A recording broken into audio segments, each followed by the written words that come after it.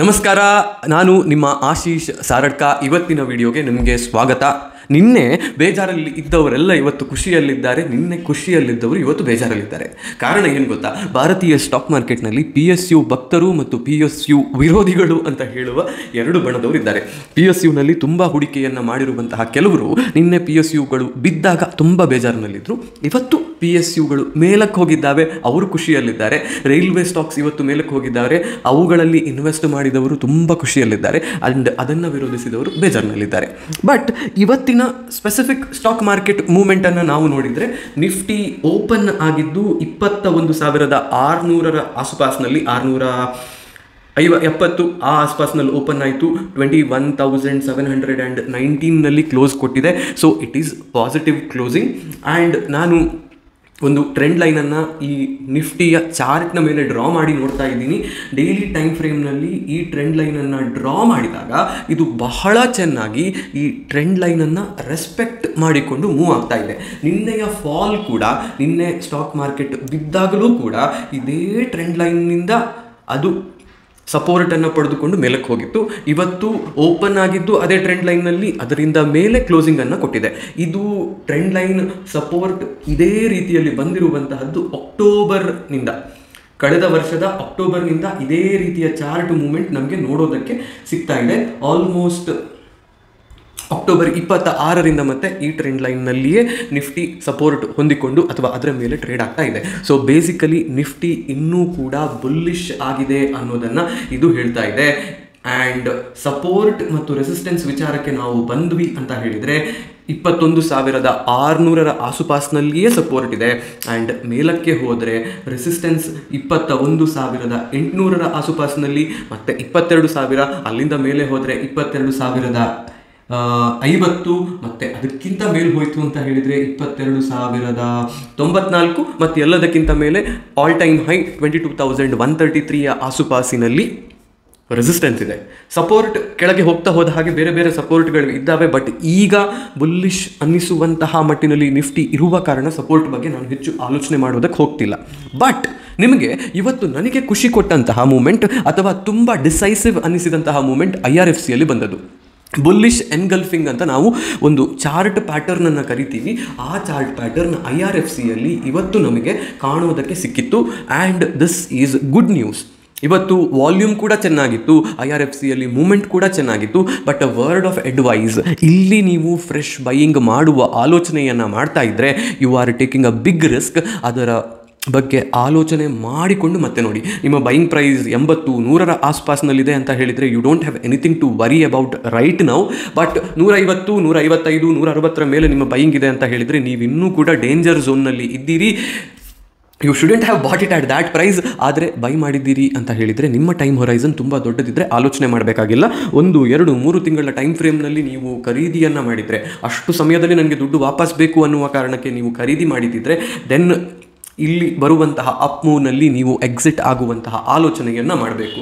ಆದರೆ ಬೇಜಾರು ಹುಟ್ಟಿಸ್ತಾ ಇರುವಂತಹ ಒಂದು ಸ್ಟಾಕ್ IREDA ಇವತ್ತು ಕೂಡ ಲೋವರ್ ಸರ್ಕ್ಯೂಟನ್ನು ಹೊಡೆದಿದೆ.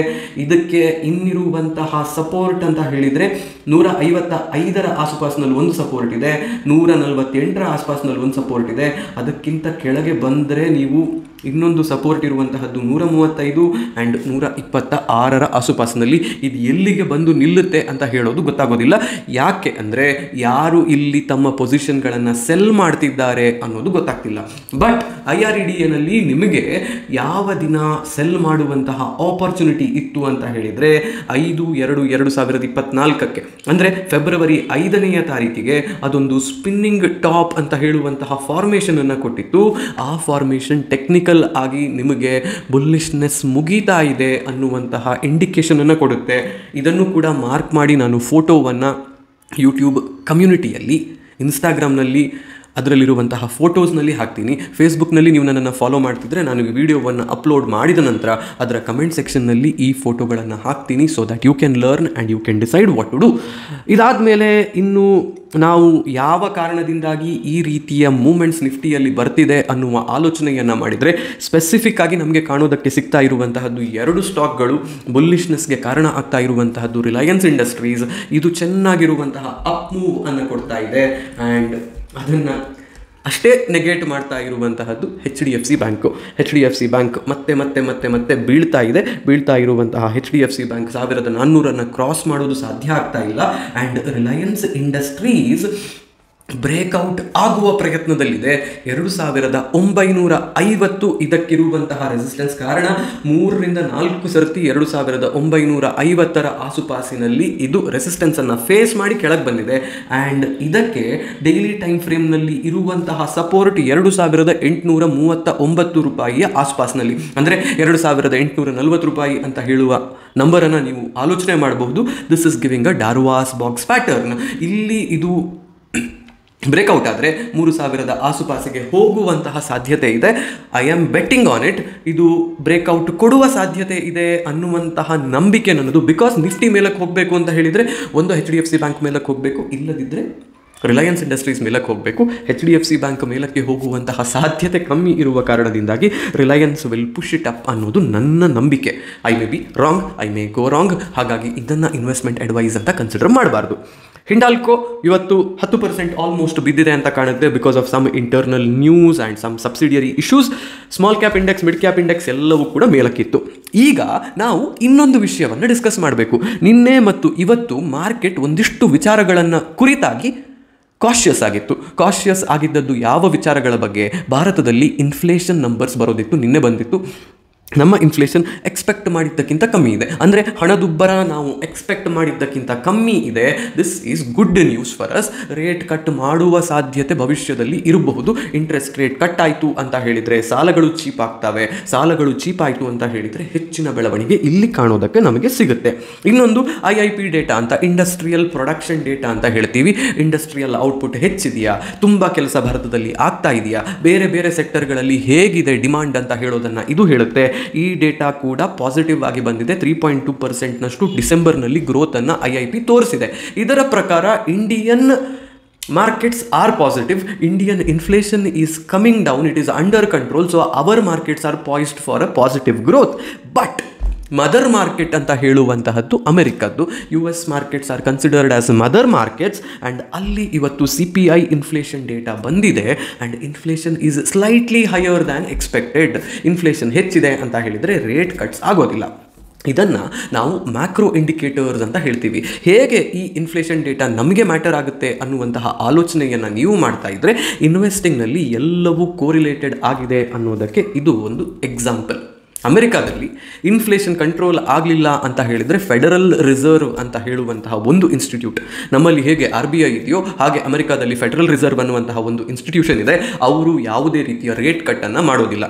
ಯಾವಾಗ ಅವರು ರೇಟ್ ಕಟ್ಟನ್ನು ಮಾಡೋದಿಲ್ವೋ ಆಗ ಅಮೆರಿಕ ಸರ್ಕಾರ ಏನನ್ನು ಹೇಳುತ್ತೆ ಅಥವಾ ಫೆಡರಲ್ ರಿಸರ್ವ್ ಏನನ್ನು ಹೇಳುತ್ತೆ ಅಂತ ಹೇಳಿದರೆ, ನಾನು ಇಷ್ಟು ಇಂಟ್ರೆಸ್ಟ್ ರೇಟನ್ನು ನಿಮ್ಮ ಇನ್ವೆಸ್ಟ್ಮೆಂಟ್ಗೆ ಕೊಡ್ತೀನಿ ಅಂತ ಹೇಳುತ್ತೆ. ಅಥವಾ ಅವರ ಬಾಂಡ್ ಈಲ್ಡ್ಗಳು, ಬಾಂಡ್ಸ್ ಅಂತ ಹೇಳಿದರೆ US ಗವರ್ಮೆಂಟ್ ಕೊಡುವಂತಹ ಅಥವಾ ತಗೊಳ್ಳುವಂತಹ ಸಾಲಕ್ಕೆ ಅವರು ಕೊಡುವಂತಹ ಇಂಟ್ರೆಸ್ಟ್ ಅನ್ನುವ ರೀತಿಯಲ್ಲಿ ಆಲೋಚನೆ ಮಾಡಿ.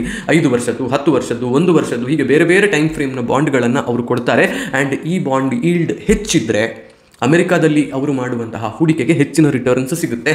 ಹಾಗಾಗಿ ಅಮೆರಿಕನ್ ಇನ್ವೆಸ್ಟರ್ಸ್ ಅಮೆರಿಕಾದಲ್ಲಿಯೇ ಹೂಡಿಕೆಯನ್ನು ಮಾಡ್ತಾರೆ. ಈಗ ಇಂಟ್ರೆಸ್ಟ್ ರೇಟನ್ನು ನಾವು ಕಮ್ಮಿ ಮಾಡ್ತೀವಿ ಅಂತ ಅಮೆರಿಕ ಹೇಳಿದರೆ ಅದಾಗೋದು ಯಾವಾಗ? ಅಮೆರಿಕಾದಲ್ಲಿ ಇನ್ಫ್ಲೇಷನ್ ಕಂಟ್ರೋಲ್ಗೆ ಬಂದಾಗ, ಇನ್ಫ್ಲೇಷನ್ ಕಮ್ಮಿ ಆದಾಗ. ಅಮೆರಿಕ ನಾವು ಇನ್ಫ್ಲೇಷನ್ ಕಂಟ್ರೋಲ್ಗೆ ಬಂತು, ನಾವು ರೇಟ್ ಕಟ್ ಮಾಡ್ತೀವಿ ಅಂತ ಹೇಳಿದರೆ ಆಗ ಅಮೆರಿಕಾದಲ್ಲಿ ಮಾಡುವಂತಹ ಡೊಮೆಸ್ಟಿಕ್ ಇನ್ವೆಸ್ಟ್ಮೆಂಟ್ಸ್ ಅಥವಾ ಬಾಂಡ್ ಈಲ್ಡ್ ಕೂಡ ಕಮ್ಮಿ ಆಗುತ್ತೆ. ಬಾಂಡ್ ಈಲ್ಡ್ ಕಮ್ಮಿ ಆಯಿತು ಅಂದಾಗ ಅಮೆರಿಕಾದಲ್ಲಿ ಹೂಡಿಕೆ ಮಾಡ್ತಿದ್ದಂತಹ ಇನ್ವೆಸ್ಟರ್ಸ್ ಇಂಟರ್ನ್ಯಾಷನಲ್ ಮಾರ್ಕೆಟ್ಸ್ನಲ್ಲಿ ಹೂಡಿಕೆಯನ್ನು ಮಾಡುವಂತಹ ಪ್ರಯತ್ನವನ್ನು, ಸ್ಪೆಸಿಫಿಕ್ ಆಗಿ ಎಮರ್ಜಿಂಗ್ ಮಾರ್ಕೆಟ್ಸ್ನಲ್ಲಿ ಹೂಡಿಕೆಯನ್ನು ಮಾಡುವಂತಹ ಪ್ರಯತ್ನವನ್ನು, ಎಮರ್ಜಿಂಗ್ ಮಾರ್ಕೆಟ್ ಅಂತ ಹೇಳಿದರೆ ಭಾರತ ಒಂದು ಅತ್ಯುತ್ತಮವಾದಂತಹ ಮಾರ್ಕೆಟ್, ಅವರು ಆಗ ಭಾರತದಲ್ಲಿ ಹೂಡಿಕೆಯನ್ನು ಮಾಡುವ ಪ್ರಯತ್ನವನ್ನು ಪಡ್ತಾರೆ.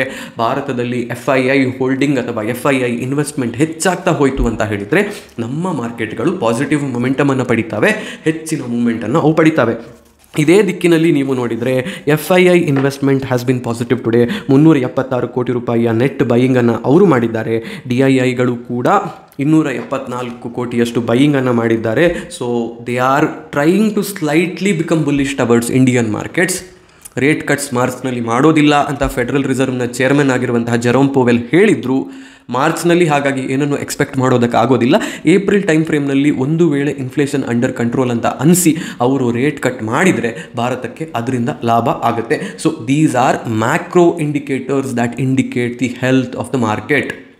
ಮೈಕ್ರೋ ಇಂಡಿಕೇಟರ್ಸ್ ಅಂತ ಹೇಳಿದರೆ ಆರ್ಡರ್ ಬುಕ್ ಹೇಗಿದೆ, ಇವರ ಫಂಡಮೆಂಟಲ್ಸ್ ಹೇಗಿದ್ದಾವೆ, ಇವರ ಹತ್ರ ಪ್ರೊಡಕ್ಷನ್ ಎಷ್ಟಿದೆ, ಈ ಕಂಪನಿಯ ರೆವೆನ್ಯೂ ಎಷ್ಟಿದೆ, ಪ್ರಾಫಿಟ್ ಎಷ್ಟಿದೆ, ಪ್ರೈಸ್ ಟು ಅರ್ನಿಂಗ್ಸ್ ರೇಷಿಯೋ ಎಷ್ಟಿದೆ, ಇವರ EV ಡಿವೈಡೆಡ್ ಬೈ ಎಬಿಟಾ ವ್ಯಾಲ್ಯೂ ಎಷ್ಟಿದೆ ಅಂತ ಹೇಳುವಂತಹ ನಂಬರ್ಗಳು. ಈಗ PSU ಸ್ಟಾಕ್ಗಳು ಮೇಲಕ್ಕೆ ಹೋಗ್ತಿದ್ದಾವೆ ಅಂತ ಹೇಳಿದರೆ ಅದರ ಹಿಂದೆ ಇರುವಂತಹ ಕಾರಣ ಕೂಡ ಇದುವೇ. ಆರ್ಡರ್ ಬುಕ್ ತುಂಬ ದೊಡ್ಡ ಮಟ್ಟದಿದೆ, ಇನ್ಫ್ರಾಸ್ಟ್ರಕ್ಚರ್ಗೆ ತುಂಬ ದೊಡ್ಡ ಮಟ್ಟಿನ ಪುಷನ್ನು ಕೊಡ್ತಿದ್ದೀವಿ ಅಂತ ಭಾರತ ಸರ್ಕಾರ ಹೇಳ್ತಾ ಇದೆ. ಡಿಫೆನ್ಸ್ ಸೆಕ್ಟರ್ನಲ್ಲಿ ತುಂಬ ದೊಡ್ಡ ಮಟ್ಟಿನ ಹೂಡಿಕೆಯನ್ನು ಮಾಡ್ತೀವಿ ಅಂತ ಭಾರತ ಸರ್ಕಾರ ಹೇಳ್ತಾ ಇದೆ. ಡಿಫೆನ್ಸ್ನಲ್ಲಿ ಎಕ್ಸ್ಪೋರ್ಟ್ ಮುಂದಿನ 4-5 ವರ್ಷಕ್ಕೆ ತುಂಬ ದೊಡ್ಡ ಮಟ್ಟಕ್ಕೆ ಹೋಗೋದಿದೆ ಅಂತ ಭಾರತ ಸರ್ಕಾರ ಹೇಳ್ತಾ ಇದೆ. ಈ ಕಾರಣದಿಂದಾಗಿ ಇಲ್ಲಿ ನಾವು ಬೈಯಿಂಗನ್ನು ನೋಡ್ತಾ ಇದ್ದೀವಿ. PE ರೀರೇಟಿಂಗ್ ಅಂತ ಹೇಳುವಂತಹ ಟರ್ಮನ್ನು ನಿನ್ನೆ ನಾನು ಬಳಕೆ ಮಾಡಿದ್ದೆ. ಇದು ಇಲ್ಲಿ ಆಗ್ತಾ ಇರುವಂತಹದ್ದು ಅನ್ನೋದು ನನ್ನ ನಂಬಿಕೆ. ಸೊ ಇದಿಷ್ಟು ಇವತ್ತಿನ data. Markets are bullish in the long term but extremely volatile in the short term. Bank ನಿಫ್ಟಿಯಲ್ಲಿ ನೋಡಿದರೆ ದಿನಕ್ಕೆ 1,200 ಪಾಯಿಂಟ್ನ ಮೂವ್ ಬರ್ತಾ ಇದೆ. ಟ್ರೇಡಿಂಗ್ ಮಾಡ್ತಾ ಇರುವವರಿಗೆ, ಇಂಟ್ರಾಡೇನಲ್ಲಿ ನಾವು ಆಟ ಆಡಿ ದುಡ್ಡು ಮಾಡ್ತೀವಿ ಅಂತ ಹೇಳುವವರಿಗೆ ತುಂಬ ದೊಡ್ಡ ಮಟ್ಟಿನ ಪೆಟ್ಟನ್ನು ಈ ರೀತಿಯ ಮೂವ್ಮೆಂಟ್ಸ್ ಕೊಡ್ತಾ ಇದ್ದಾವೆ. ಇಂಟ್ರಾಡೇ ನೀವು ಮಾಡ್ತಿಲ್ಲ, ಲಾಂಗ್ ಟರ್ಮ್ ಪರ್ಸ್ಪೆಕ್ಟಿವ್ ಇಟ್ಟುಕೊಂಡು ನೀವು ಇನ್ವೆಸ್ಟಿಂಗ್ ಮಾಡ್ತಿದ್ದೀರಾ ಅಂತ ಹೇಳಿದರೆ this is the best market for you to invest. ಇದಿಷ್ಟು ಇವತ್ತಿನ ವಿಡಿಯೋ ಆಗಿತ್ತು. ನಿಮಗೆ ಯಾವುದಾದ್ರೂ ಸ್ಪೆಸಿಫಿಕ್ ಆಗಿರುವಂತಹ ಸ್ಟಾಕ್ನ ಬಗ್ಗೆ ಏನಾದರೂ ಪ್ರಶ್ನೆಗಳಿದ್ದರೆ ದಯವಿಟ್ಟು ಕಮೆಂಟ್ಸ್ನಲ್ಲಿ ಅದನ್ನು ಹಾಕಿ ಉತ್ತರಿಸುವಂತಹ ಪ್ರಯತ್ನವನ್ನು ನಾನು ಖಂಡಿತ ಮಾಡ್ತೀನಿ. ಇದಿಷ್ಟು ಇವತ್ತಿನ ವಿಡಿಯೋ. ಇನ್ಸ್ಟಾಗ್ರಾಮ್ನಲ್ಲಿ, ಫೇಸ್ಬುಕ್ನಲ್ಲಿ ಮತ್ತು ಯೂಟ್ಯೂಬ್ನಲ್ಲಿ ನನ್ನನ್ನು ಫಾಲೋ ಅಥವಾ ಸಬ್ಸ್ಕ್ರೈಬ್ ಮಾಡೋದನ್ನು ಮಾತ್ರ ಮರಿಬೇಡಿ. ಹೋಗಿ ಬರ್ತೀನಿ. ನಾನು ನಿಮ್ಮ ಆಶೀಶ್ ಸಾರಡ್ಕ.